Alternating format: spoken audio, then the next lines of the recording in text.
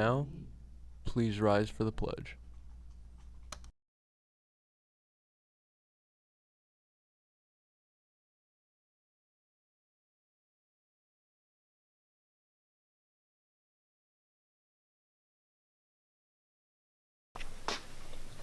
Good morning, Bulldogs. I'm Seamus McNicholas. Happy National Sausage Pizza Day. The menu choices for today are pizza, hot dogs, cheeseburgers, assorted cold sandwiches, or salad entree. Please check the monitor in the main lobby for today's updated lunch and learn schedule. Hello everyone, my name is Faith. My name's Kayla. And I'm Leah. And we're all part of the West Shore Girls Volleyball team. Today will be the last day that you can buy Dig Pink shirts and bracelets in the lobby during both lunches. And then if you wear the shirt to the game, you'll get them for free. Tonight we're also selling bracelets and shirts at the game. Hope to see you there. Bye!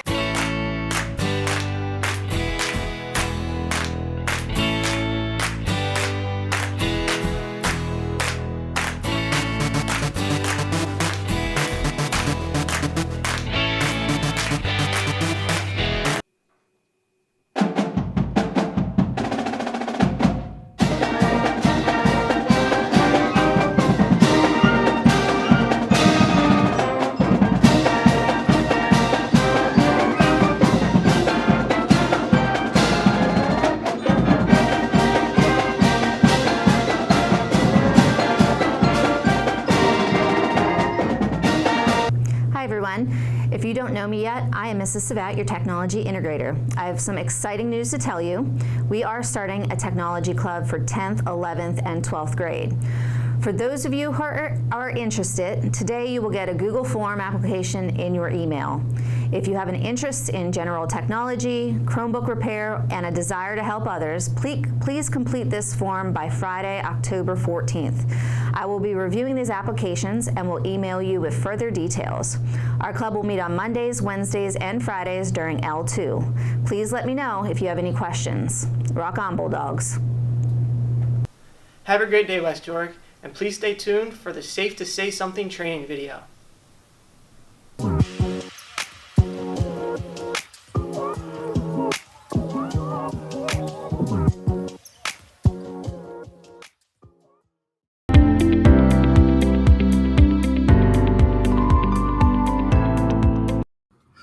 Safe to Say Something is a statewide anonymous reporting system that allows students, staff members, and community members to report threats of violence or self-harm.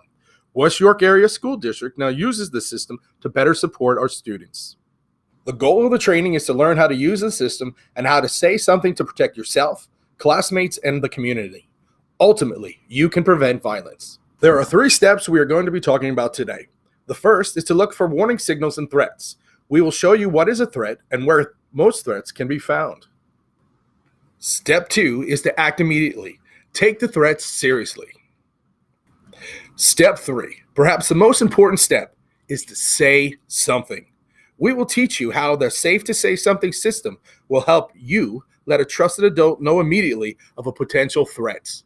First and foremost, we need you to know that school is safe. They are safe because we have adults who care about you and are responsive to any and all information provided. We are safe because we now have SROs in the middle school and the high school who are trained specifically to be in the schools working with students and staff. While schools are safe, they are not immune to violence, suicides, or threats. With your help, we can keep West York safe and do what we can to eliminate potential acts of violence and or suicide. First, let's review some statistics. 1 in 3 students have reported being sad or feeling hopeless for 2 or more weeks in the last 12 months. It is also reported that 1 million students do not go to school for 1 or more days in the last 30 days because they felt unsafe at or on their way to or from school. 1 million students reported they were harassed, threatened, or subject to other forms of cyberbullying. There are steps you can take to protect yourself, classmates, and community, and help prevent violence, suicide, and threats. The good news is that individuals often show warning signs and share information before they are violent, attempt suicide, or make threats. In 3 separate studies, researchers found 37% of the threats of violence were sent electronically, and 28% used social media to convey the threat. Most mass shootings are planned for 6 or more months prior to the event. In nearly every case, warning signs were given. It is also known that 70% of people who complete suicides tell someone of their plans or give some other warning before they attempt suicide. It has been proven that if we teach you how to look for warning signs, signals, and threats, act immediately and take your concerns seriously and say something, then we will get better at reducing violence, threats, and tragic consequences and create a safer, healthier schools and community. With that goal in mind, let's teach you what to look for regarding warning signs, signals, and threats. What is a warning sign? Any thought, feeling, and behavior that indicates significant change and that an individual may be in need of help. Sometimes this is a gut reaction where you are seeing a change in someone and can't figure out why. What are examples of warning signs? 1. Withdraw from others. This is when a person who typically social becomes somewhat of a loner. 2. Bully or hitting. If a person becomes physically or verbally aggressive towards another for a prolonged period of time. 3. Negative role models. If you see the person starting to change their friend group to people you know are not making the best choices. Excessive anger, impulsive, intimidating, extreme mood changes. If someone you know has thoughts or plans of harming self or others, they blame others for their own failures. They have fear of riding the bus or going to school. Another warning sign is that they will not forgive or forget the wrongs of other people. This means that they keep talking about or can't get away from the idea that someone else was wrong to them. If there is a significant personality change, this means that someone who typically happy seems sad and lonely all the time. The last warning sign is when someone who has excessive feelings of isolation or rejection. There is a difference between a warning sign and a warning signal. A warning signal is a gesture or action that transmits information which can either be overt or vague in nature. So what is a warning signal?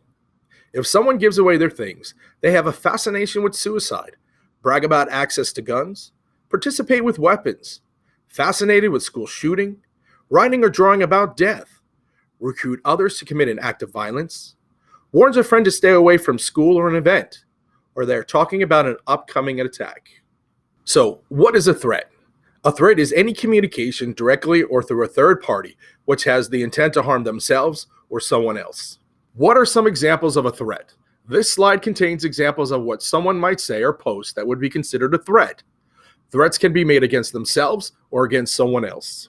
Where are warning signs, signals, and threats found? Social media platforms such as Instagram, Snapchat, Twitter, and Facebook are primary sources. Everything you post can and will be seen by others. Think before you post. In what form are they found? They can be spoken, written, pictures, video, actions, gestures, and/or behaviors. The following are just some examples of some posts that have been found on social media. Safe to say something is not just about reporting violence and suicide. It's also a way to report eating disorders, substance abuse or addiction problems, acts of bullying, sexual abuse, and being physically abused. Now that you know what to look for, step 2 is to act immediately. Take everything you see and hear seriously. When should you act? You need to act immediately. When you see, hear, or read a warning sign, warning signal, or threat, use the Safe to Say Something app, website, or phone number to report your concern. What might delay you from acting immediately? Doubting a person's actions is the number one reason why things are not reported. You might feel or think some of the things on this slide. If you have a belief that what you're seeing or hearing is a warning sign, signal, or a threat, report it immediately. Let the experts investigate suspicious activity. Reporting concerns is not telling on someone. It is an attempt to keep the person, yourself, or your school safe. The Safe to Say Something program gives you the ability to help the school, your community, and help keep your friends safe. When you act immediately and take it seriously, you could be saving someone's life or the lives of others. When you knowingly do not act, you are not helping someone. The most important step is to say something. If you feel the threat is frightening or have immediate knowledge of someone planning to hurt themselves or someone else, call 911 immediately. Tell a trusted adult. At school, this can be a teacher, a principal, a counselor, or anyone you trust. If you're made aware of a threat or signal and are not in school, a parent is your first go-to. This slide gives more examples of trusted adults in and out of the school. When you're talking to the adult, have the text, photo, video, social media posts, or other communications that have caused you the alarm. Showing these to the trusted adult will help the investigation. This slide contains conversation starters for you to use when going to a trusted adult with a concern. But what if you can't tell a trusted adult or you want to remain anonymous? This is when the Safe to Say Something anonymous reporting system can and should be used. So how does it work? You first use the app, website, or phone number to report the tip. The tip goes to the Crisis Center in the Attorney General's office. The Crisis Center might ask you a few questions to gather more of an understanding of what's going on. Within seconds of making the tip, the right people, including the police, are notified. Safe to Say Something tip line is open 24 hours a day, 7 days a week, 365 days a year. You can use the mobile app, the phone number, or the website to report a concern. Once a tip is sent to Safe to Say Something, the Crisis Center begins working immediately. The tips are also sent to school officers and 911 as needed. School officials and 911 as needed will intervene and take actions necessary to protect students. How do I use the app? The app can be found in the App Store or in the Google Play Store. It's free. Search for Safe to Say Something.